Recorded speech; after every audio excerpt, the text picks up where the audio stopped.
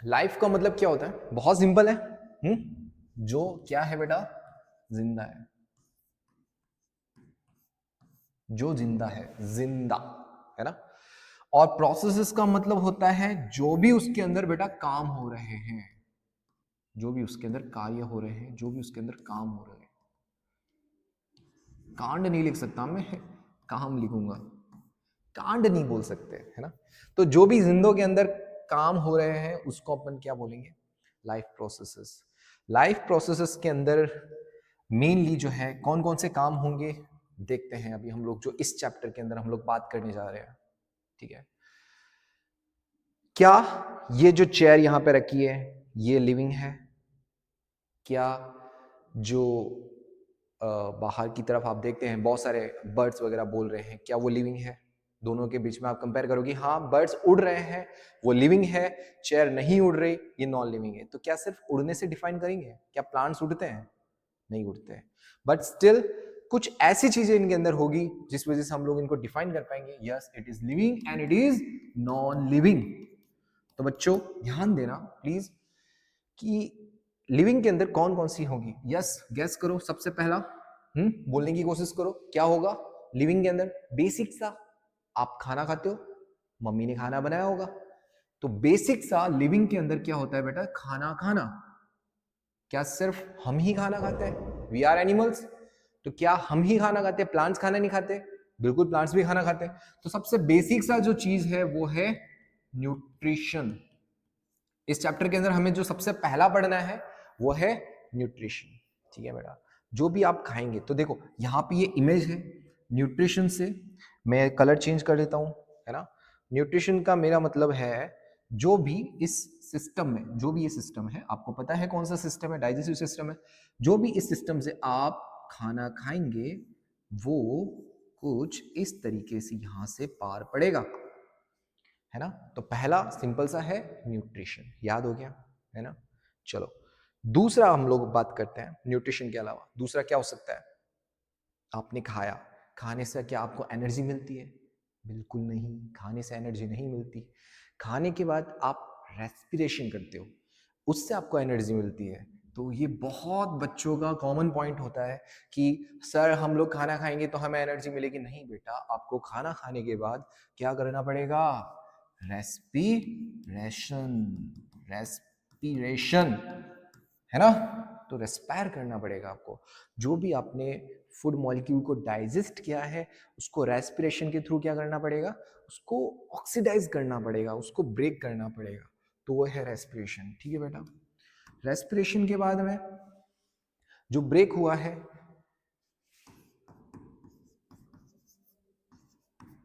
वो आपकी बॉडी तक कैसे पहुंचेगा बेटा? अलग अलग पार्ट तक कैसे पहुंचेगा? Circulation, right. बहुत सिंपल है। देखो सर्कुलेशन में मेन आपका ऑर्गन कौन सा काम आएगा? Circulatory system. और मेन ऑर्गन सर्कुलेटरी सिस्टम में मेन ऑर्गन आपका कौन सा काम आएगा? हार्ट, है ना। चलो आगे बात करेंगे इस बारे में, बहुत डीप है हम लोग, लेकिन सिर्फ वही बात करेंगे जो हमारे सिलेबस में यहां पर मेंशन होगा। एंड लास्ट में न्यूट्रिशन हो गया, रेस्पिरेशन हो गया, सर्कुलेशन हो गया, और लास्ट में हम लोग जो बात करेंगे बेटा, सबसे फाइनल जो हम लोग बात करेंगे वो होगा आपके यस एक्सक्रीशन। ठीक है। तो ये 4 पॉइंट के ऊपर आपका चैप्टर टिका हुआ है, लाइफ प्रोसेस की डेफिनेशन, और ये 4 पॉइंट्स के ऊपर हमारा पूरा का पूरा चैप्टर है।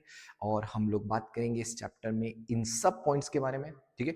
देखो न्यूट्रिशन हमें दो में पढ़ना है, एनिमल्स में और प्लांट्स में। ठीक है।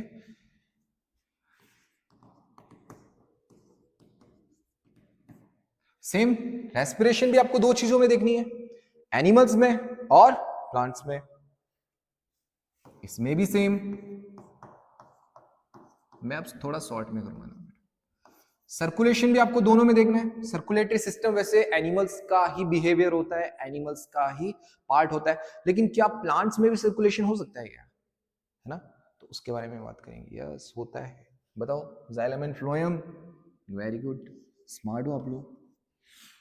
Next excretion. हमारे अंदर बिल्कुल क्लियर कट एक्सक्रीटरी सिस्टम होता है, लेकिन प्लांट्स के अंदर एक्सक्रीटरी सिस्टम नहीं होता। वहां पे कुछ यूनिक सिस्टम होता है, कुछ यूनिक सी चीजें होती है, हम लोग उसके बारे में बात करेंगे। तो आज हम लोग स्टार्ट करने वाले हैं न्यूट्रिशन के बारे में। ये था मेरा इंट्रोडक्शन, किसके बारे में, किससे रिलेटेड, लाइफ प्रोसेसेस के बारे में। तो क्या आपको इंट्रोडक्शन समझ में आया? देखो इंट्रोडक्शन में मैं एक लाइन में बताऊं इंट्रोडक्शन क्या है। आपको पढ़ना है बेटा लाइफ प्रोसेस क्या होता है सबसे पहला, ठीक है ना, मतलब वो सारे एसेंशियल प्रोसेसेस जो किसी लिविंग बीइंग्स के अंदर होते हैं, लाइफ प्रोसेस। ओके, अब लाइफ प्रोसेस कौन कौन से, यस मेरे साथ रिपीट करो। पहला न्यूट्रिशन, दूसरा जो मैंने आपको बताया रेस्पिरेशन, तीसरा मैंने आपको बताया सर्कुलेशन, और चौथा जो मैंने आपको बताया क्या, एक्सक्रीशन। आया समझ में?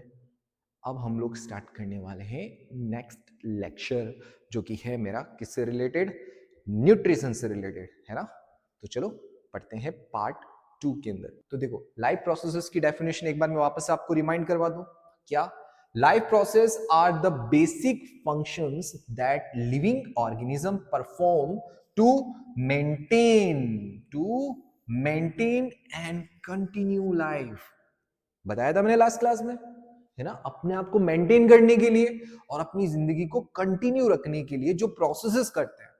4 प्रोसेसेस बताए थे, याद करो कौन कौन से, न्यूट्रिशन था, रेस्पिरेशन था, सर्कुलेशन था, एक्सक्रीशन था। अगर ये 4 प्रोसेसेस नहीं होंगे, मेन 4 प्रोसेसेस, तो वो अपनी लाइफ को आगे कंटिन्यू नहीं कर पाएगा। ठीक है, सच एज देखो nutrition, respiration, transportation and excretion, in 4 processes के बारे में हम लोगों को बात करनी थी मेनली, है ना बेटा। तो ये देखो आपके रेस्पिरेशन से related and this is for excretion. ठीक है बेटा, आगे बात करते हैं। चलो, तो मैंने आपको जैसे बताया था कि हम लोगों ने स्टार्ट करना था न्यूट्रिशन को, है ना। तो आगे हम लोग हमारे मेन टॉपिक पे, पहला टॉपिक है हमारा न्यूट्रिशन। इस चैप्टर का सबसे जो पहला टॉपिक है, मेन टॉपिक है, वो कौन सा है बेटा, न्यूट्रिशन। चलो यस, गैस करो व्हाट इज द न्यूट्रिशन, क्या होता है न्यूट्रिशन, जानते हो आप सब न्यूट्रिशन? ये बहुत सारे डिलीशियस फूड जो आप डेली लाइफ में यूज करते हो, ऑब्टेन करते हो, क्या ये न्यूट्रिशन का हिस्सा है? यस, ये न्यूट्रिशन का हिस्सा है। जो आप खाते हो, खाने के बाद उसको यूटिलाइज करते हो, उसको अपन क्या बोलेंगे, न्यूट्रिशन। क्या प्लांट्स में न्यूट्रिशन होता है? बिल्कुल होता है, प्लांट्स में भी न्यूट्रिशन होता है।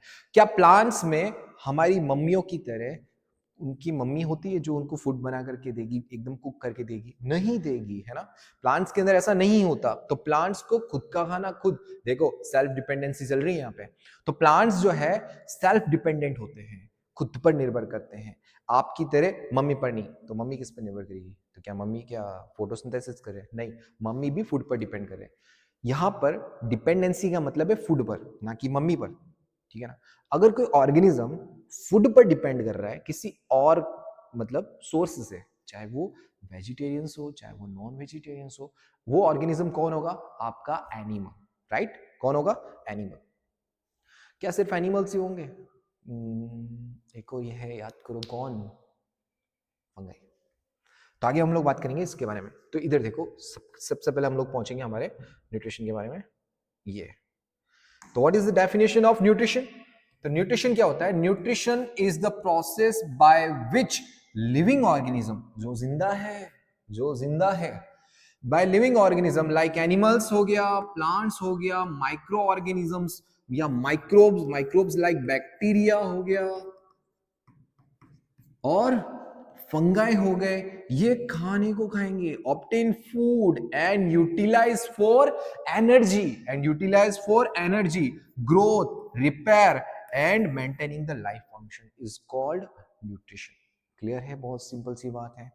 मतलब जितने भी ऑर्गेनिजम्स हैं उनके अंदर एनर्जी को प्रोड्यूस करने के लिए, उनके अंदर ग्रोथ को मेंटेन करने के लिए, उनके अंदर रिपेयर को होने के लिए न्यूट्रिशन जो है वो चलता है।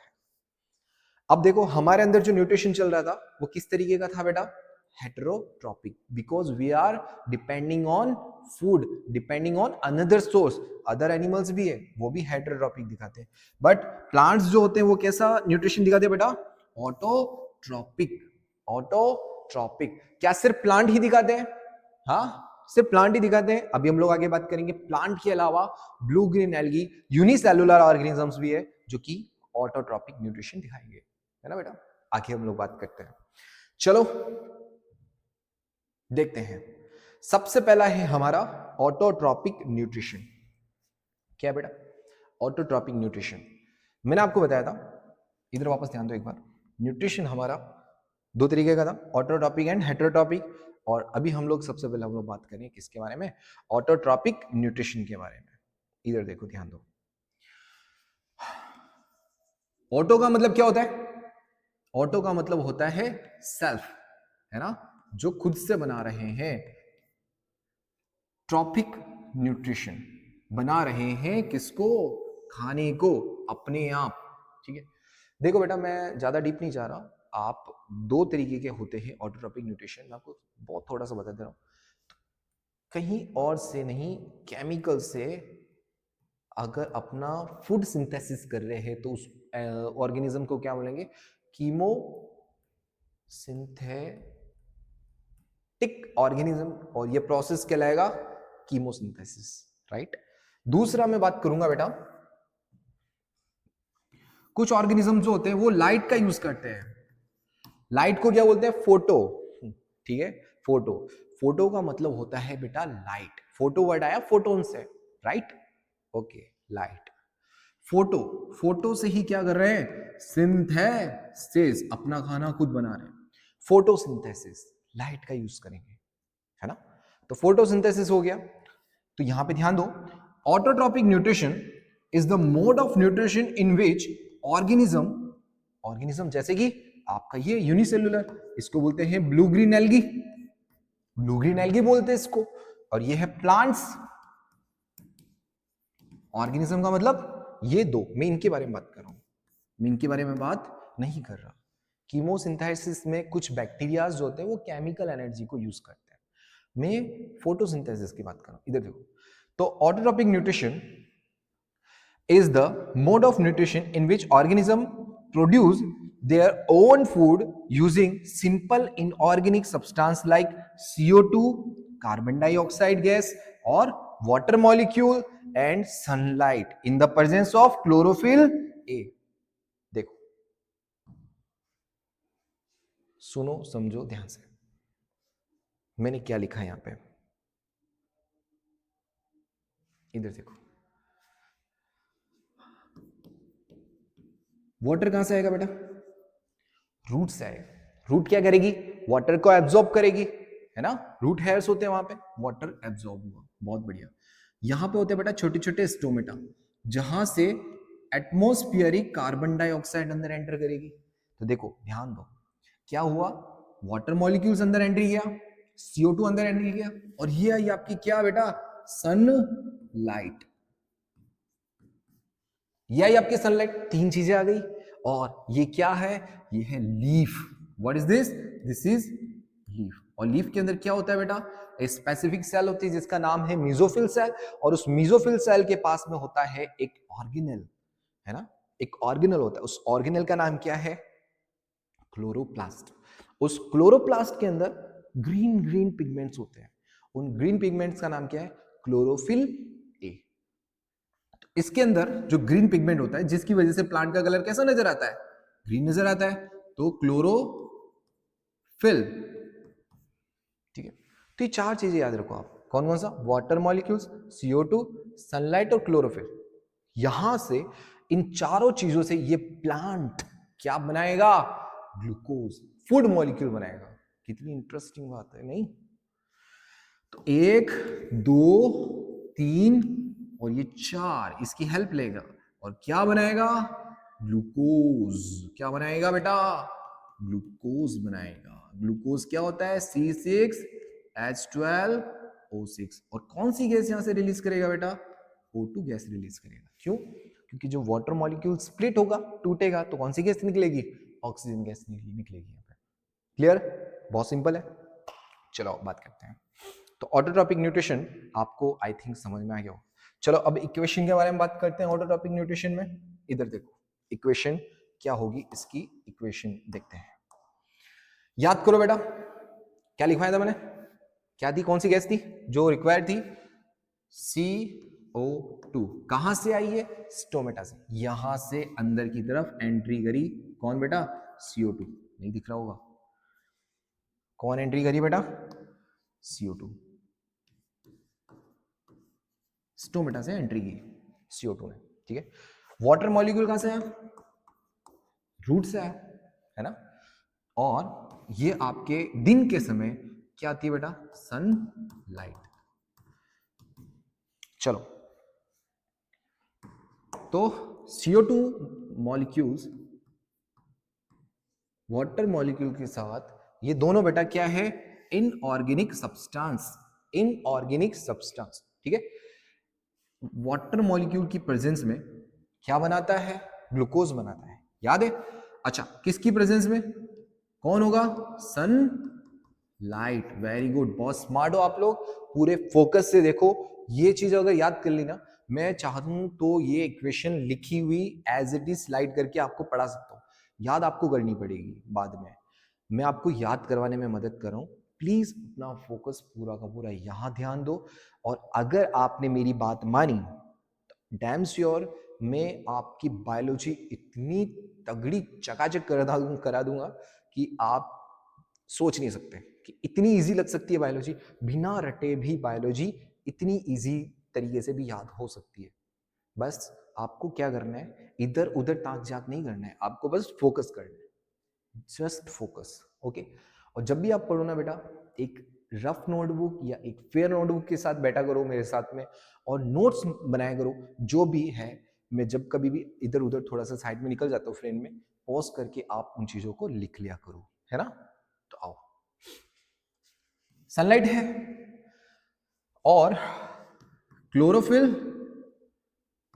ए, मैं CHL लिखता हूं, है ना, क्लोरोफिल ए, ठीक है। यहां से स्टार्ट होती कहानी, और क्या बनाएगा बेटा, ग्लूकोज।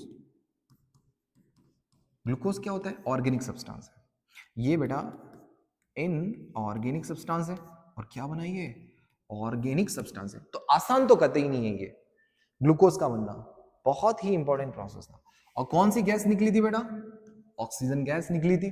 कौन सी गैस निकली थी, ऑक्सीजन गैस निकली थी। चलो इक्वेशन बैलेंस करते हैं, तो देखो 6 CO2 होंगे तभी तो ग्लूकोज के अंदर C6H12O6 होगा, है ना बेटा। तो याद रखो 6 CO2 एक ग्लूकोज मॉलिक्यूल के लिए होता है काम है। अब यहाँ पे वाटर मॉलिक्यूल्स है, क्या वाटर मॉलिक्यूल्स यहाँ पे 12 होंगे, बिल्कुल होंगे। क्यों होंगे, देखो, क्योंकि 6 यहाँ पे और 6 यहाँ पे और यहाँ से 6H2।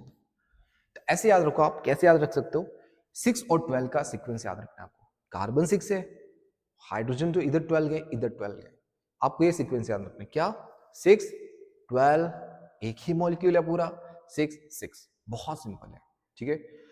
चलो, तो ये इक्वेशन हो गई। आपको इस इक्वेशन को वापस से रीअरेंज करके पूरी तरीके से ढंग से लिख लेना है। कैसे लिखोगे, इधर देखो, 6 CO2 plus 12 H2O is equal to sunlight, sunlight, chlorophyll A, ding ding, C6H12O6 plus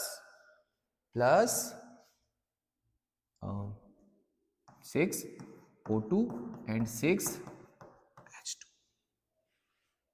है। सिंपल, बहुत सिंपल है, बिल्कुल पूछता है, एज इट इज पूछता है, इक्वेशन ऑफ फोटोसिंथेसिस, ठीक है। अब हम लोग बात करते हैं कार्बोहाइड्रेट के बारे में। देखो बेटा, कार्बन के हाइड्रेट्स, हाइड्रेट से मेरा मतलब होता है वाटर, और कार्बन के हाइड्रेट्स, ढंग से देखो इसको, क्या ये कार्बन के हाइड्रेट्स हैं, क्या ये कार्बन के हाइड्रेट्स हैं, बिल्कुल। मैं इस H2O को किससे मल्टीप्लाई करूंगा, 6 से मल्टीप्लाई करूंगा, इसको भी 6 से मल्टीप्लाई करूंगा, और जब इसको मैं 6 से मल्टीप्लाई करूंगा तो आएगा C6H12O6। कार्बन के हाइड्रेट्स आर कार्बोहाइड्रेट्स। कितना सिंपल है, नहीं। तो कार्बोहाइड्रेट्स क्या होते हैं, कुछ भी नहीं होते, वही ग्लूकोज है, बहुत सारे ग्लूकोज ग्लूकोज ग्लूकोज ग्लूकोज वापस में मिल जाएंगे, तो क्या बन जाएगा, carbohydrates. These are monosaccharides, these are monosaccharides. बहुत सारे सैकेराइड का मतलब होता है शक्कर, एक शक्कर, दो शक्कर, तीन शक्कर, चार शक्कर, पांच शक्कर, मोनोसेकेराइड्स मिलकर के बनाएंगे पॉलीसेकेराइड, और पॉलीसेकेराइड ही आपके क्या होते हैं, कॉम्प्लेक्स कार्बोहाइड्रेट। ये सारे कार्बोहाइड्रेट है, ग्लूकोज भी क्या है, कार्बोहाइड्रेट है ना। पॉलीसेकेराइड जैसे आपकी सेल्यूलोज है, वो भी क्या है, कार्बोहाइड्रेट। कार्बोहाइड्रेट आपको समझ में आ गया। तो देखो आपके सारी कहानियां क्लियर हो जाएगी। हाँ, थक जाते हैं बेटा पढ़ाते पढ़ाते, लेकिन मोटिवेशन खत्म नहीं होना चाहिए, ऑक्सीजन नहीं आती, लगातार बोलना पड़ता है। चलो ओके, देखो ग्लूकोज क्या है, कार्बोहाइड्रेट है। फोटोसिंथेसिस होगा तो क्या बनेगा, ग्लूकोज बनेगा। ग्लूकोज ग्लूकोज से दोस्ती करेगा, यस, ग्लूकोज ग्लूकोज से दोस्ती करेगा तो क्या बनेगा, माल्टोज बनेगा। लेकिन ग्लूकोज जब गैलेक्टोज से दोस्ती करेगा तो क्या बनेगा, लैक्टोज बनेगा। और ग्लूकोज जब फ्रक्टोज से दोस्ती करेगा तो क्या बनेगा, सुक्रोज बनेगा। आपको सिर्फ इतना सा याद रखना है, सुक्रोज शक्कर, या माल्टोज या लैक्टोज मिल्क शुगर, ये सब क्या है, लैक्टोज। ओज आ रहा है ना, ओज, ग्लूकोज, राइबोज, ये सारे क्या है, कार्बोहाइड्रेट है, ठीक है। और ये बनता है ग्लूकोज, ट्रांसपोर्ट होता है सुक्रोज, और स्टोर होता है स्टार्च। तो मतलब है कुछ भी नहीं, बना फोटोसिंथेसिस से क्या, ग्लूकोज, ट्रांसपोर्ट किसके थ्रू हुआ, सुक्रोज की फॉर्म में, और स्टार्च की फॉर्म में क्या हुआ बेटा, स्टोर हुआ। तो प्लांट्स अपना फूड मॉलिक्यूल किस फॉर्म में स्टोर करते हैं, आपका क्या जवाब होगा, ग्लूकोज, सुक्रोज या स्टार्च। आपका जवाब होगा क्या, स्टार्च। क्यों स्टार्च ही क्यों सर, क्योंकि ये केमिकली इनएक्टिव होता है। सुक्रोज होते हैं ये केमिकली इनएक्टिव होते हैं, ट्रांसपोर्टिकली कैसे होते हैं, एक्टिवेट होते हैं। तो स्टोर करने के लिए बेस्ट मॉलिक्यूल कौन सा, ग्लूकोज के बारे में भूल जाओ भाई, ग्लूकोज बहुत है शैतान मॉलिक्यूल।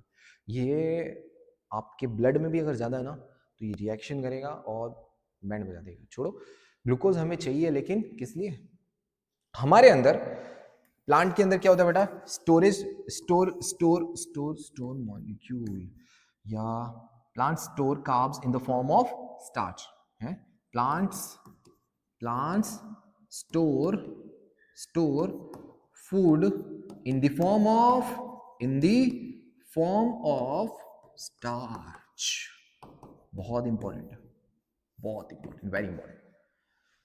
अगर मैं यहां पे एनिमल लिख दूं, अगर मैं यहां पे animals are store food in the form of, तो यहां क्या लिखूंगा मैं, ग्लाइकोजन। ये लिखाऊंगा नहीं मैं, ये आपको लिखना है। तो एनिमल्स अपने फूड मॉलिक्यूल्स को किसकी फॉर्म में स्टोर करते हैं, ग्लाइकोजन की फॉर्म में। और प्लांट्स किस फॉर्म में स्टोर करते हैं, किस फॉर्म में स्टोर करते हैं, स्टार्च की फॉर्म में। समझ में आ रहा है। नेक्स्ट हम लोग पहुंचे हैं स्टोमेटा पे। स्टोमेटा पे, तो इधर आओ, स्टोमेटा के बारे में बात करते हैं। अब हम लोग स्टोमेटा को पढ़ेंगे नेक्स्ट लेक्चर में। एक वीडियो हो रहा है ज़्यादा बड़ा, और मैं नहीं चाहता कि ज़्यादा बड़े बड़े वीडियोस बने, इसको पढ़ते हैं नेक्स्ट लेक्चर में। बाय।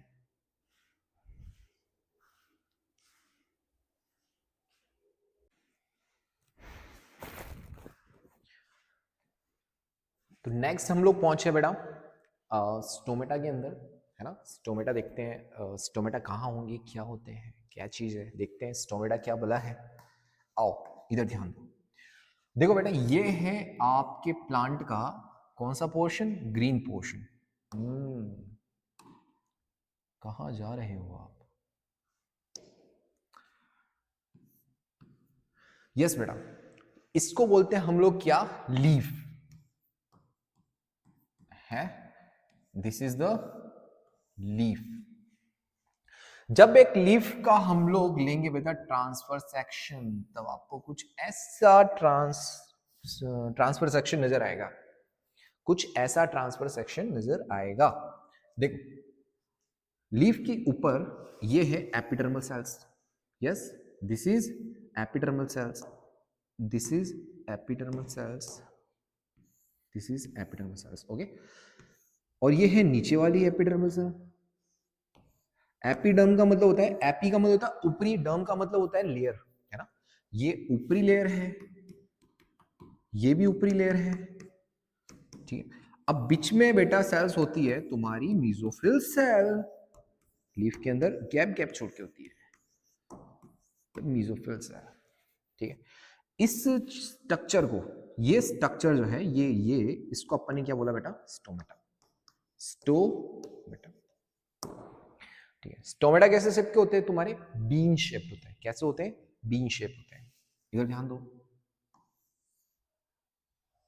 ऐसे आप बनाओगे स्टोमेटा का डायग्राम, ऐसा आप बनाओगे स्टोमेटा का डायग्राम, बहुत सिंपल है। ये स्टोमेटा कुछ भी नहीं है, ये गार्ड सेल है, ये एपिडर्मल सेल है, ये बना दे अंदर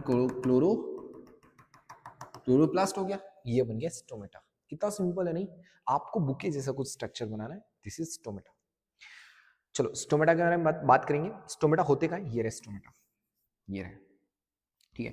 what is this, this is specific cell, जिसको अपन क्या बोलते हैं, मीजोफिल सेल। मीजोफिल सेल किस में होती है बेटा, लीफ में होती है, ये mesophyll cell, this is the mesophyll cell, this is green cells, this green cells are called mesophyll cell, ठीक है। आगे बात करते हैं हम लोग। ओह नो, पेन गिर गया। तो देखो मीजोफिल सेल समझ में आ गया, देखो मीजोफिल सेल किसके अंदर, लीफ के अंदर, और स्टोमेटा आपको समझ में आ गया। स्टोमेटा किस लिए मदद कर रहे हैं यहाँ पे, गैसियस एक्सचेंज के लिए। मैंने बताया था CO2 जाएगा अंदर, ऑक्सीजन जाएगा बाहर, कब, दिन में। बहुत सारे बच्चे ये गलती करते हैं कि वो हमेशा बोलते हैं कि स्टोमेटा से हमेशा अंदर कौन जाएगा, CO2, लेकिन सिर्फ दिन में जब फोटोसिंथेसिस हो रहा है। उसके अलावा नाइट के अंदर प्लांट्स क्या करते हैं, ऑक्सीजन इनटेक करते हैं एंड CO2 रिलीज करते हैं, प्लांट्स भी रेस्पायर कर रहे हैं। रात के समय फोटोसिंथेसिस नहीं हो रहा, इसलिए प्लांट्स, आप देखना आज भी बहुत से लोग या जो बड़े बुजुर्ग हैं वो क्या बोलते हैं कि रात को पेड़ों के नीचे नहीं सोना चाहिए। जब भी आप नानी के घर जाए, नानी से पूछना कि नानी क्या मैं नाइट में पेड़ के नीचे सो, नहीं सोते, क्यों, सिंपल है। चलो नेक्स्ट हम लोग बात करते हैं क्लोरोप्लास्ट। देखो सेल है, सेल है, this is the cell, this roomy cell. अब सेल के अंदर क्या होगा तुम्हारा, सेल के अंदर क्या होगा तुम्हारा, सेल ऑर्गेनल। तो एक सेल ऑर्गेनल होता है, देखो न्यूक्लियस है, न्यूक्लियस के अलावा सेल ऑर्गेनल है। सेल ऑर्गेनल का नाम क्या है बेटा, chloroplast. This is the chloroplast, this is the chloroplast, this is the chloroplast, टक टक टक टक टक टक, दिस इज द क्लोरोप्लास्ट। बहुत सिंपल है। लीफ, लीफ के अंदर कौन, मेसोफिल सेल, मेसोफिल सेल के अंदर कौन, क्लोरोप्लास्ट, क्लोरोप्लास्ट के अंदर पिगमेंट कौन, क्लोरोफिल। आया समझ में, तो क्लोरोप्लास्ट तक की कहानी समझ में आई। क्लोरोफिल क्या है, पिगमेंट है। क्लोरोप्लास्ट क्या है, सेल ऑर्गेनल है। स्टोमेटा क्या है, स्टोमेटाज आर द पोर्स, छेद, है ना, stomatas are the pores. Mesophyll क्या है, स्पेसिफिक सेल है जो कहां होती है तुम्हारी, लीफ के अंदर। And leaf is the main site of photosynthesis. मैं नहीं कर रहा फोटोसिंथेसिस, मैं कर भी नहीं सकता फोटोसिंथेसिस। चलो बहुत इंपॉर्टेंट है, सिर्फ 3 स्टेप के नाम याद रखने तुम्हें। क्या नाम याद रखने हैं, देखो events in photosynthesis. Events in photosynthesis में सबसे पहला जो इवेंट होगा वो क्या होगा बेटा, लाइट एब्जॉर्ब की जाएगी। किसके द्वारा, किसकी मदद से एब्जॉर्ब की जाएगी, यहां पर क्लोरोफिल के द्वारा यहां पे लाइट एब्जॉर्ब की जाएगी। सेकेंड, लाइट एनर्जी को किस में कन्वर्ट कर दिया जाएगा, change into chemical energy and water split होगा, यहाँ पे पानी टूटेगा, ठीक है। और लास्ट है बेटा reduction of CO2 into the glucose molecules. ये उस डायग्राम से कंप्लीट हो गया था, वो जो लाइट आ रही थी याद करो, तो उसमें जो लाइट वाला स्टेप था वो सबसे पहले आपने याद रखना था। एंड देन ये लाइट एब्जॉर्ब हो रही है, सनलाइट एब्जॉर्ब हो रही है, पहला पॉइंट आ गया। दूसरा पॉइंट आपका क्या था, दूसरा पॉइंट आपका था क्या, लाइट एनर्जी चेंज हो रही है किसमें, केमिकल एनर्जी में। मतलब सनलाइट एनर्जी किस में चेंज हो रही है, ग्लूकोज में। ग्लूकोज क्या है, केमिकल है, वो केमिकल में चेंज हो गया। वाटर मॉलिक्यूल स्प्लिट हो गया, वाटर टूटेगा, ऑक्सीजन निकलेगी, बस। और फाइनली जो CO2 होगा वो ट्रैप्ड होगा, वो रिड्यूस होगा, है ना, और क्या बनाएगा, ग्लूकोज बनाएगा। यहां पे हमारा होता है ऑटोट्रॉपिक न्यूट्रिशन खत्म, और हम लोग नेक्स्ट मूव कर रहे हैं कहां पे, हमारे हेटेरोट्रॉपिक न्यूट्रिशन पे। यस बेटा, ये आ गया हम लोग हेटेरोट्रॉपिक न्यूट्रिशन। तो इसको पढ़ते हैं हम लोग नेक्स्ट लेक्चर में। धन्यवाद, बाय बाय।